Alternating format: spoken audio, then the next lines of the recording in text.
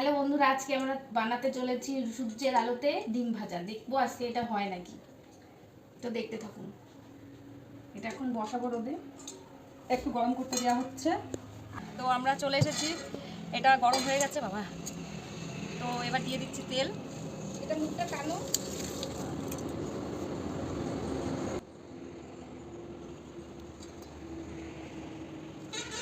তেলটা একটু ছড়িয়ে দিচ্ছি, তাহলে তাড়াতাড়ি গরম হয়ে যাবে।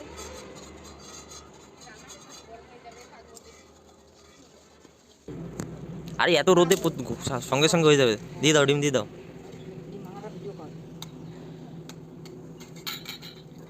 আজকে দেখা হবে সত্যি ডিম সিদ্ধ হয় কিনা, মানে ভাজা হয় কিনা। তো বন্ধুরা, আমি ডিমটা ফাটিয়ে নিয়েছি আগে থেকে। এখানে একটু নুন দিয়ে দিয়েছি। এবার ডিমটা দিয়ে দেব।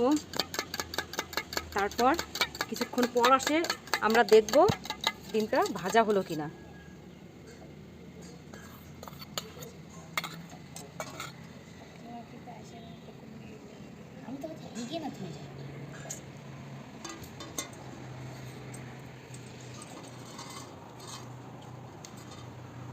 থাক থাক, ওই রেখে দাও।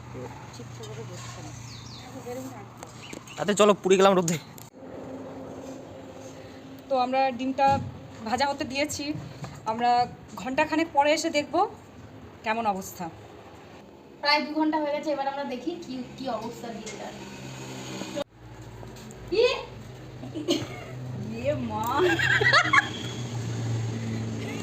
দে চামচটা দে। अंडा अंडा हो गया। এত রোদ্দুরের তাপ যে আমাদের ডিম অমলেট না হয়ে শুকিয়ে পাঁপড় হয়ে গেছে। ये क्या हो गया। যা, টমেটো টাকনি হয়ে গেছে বন্ধুরা, আর মাঝখানটা একদম পাঁপড় পাঁপড় হয়ে গেছে। তুলতে পারলাম না, সরি।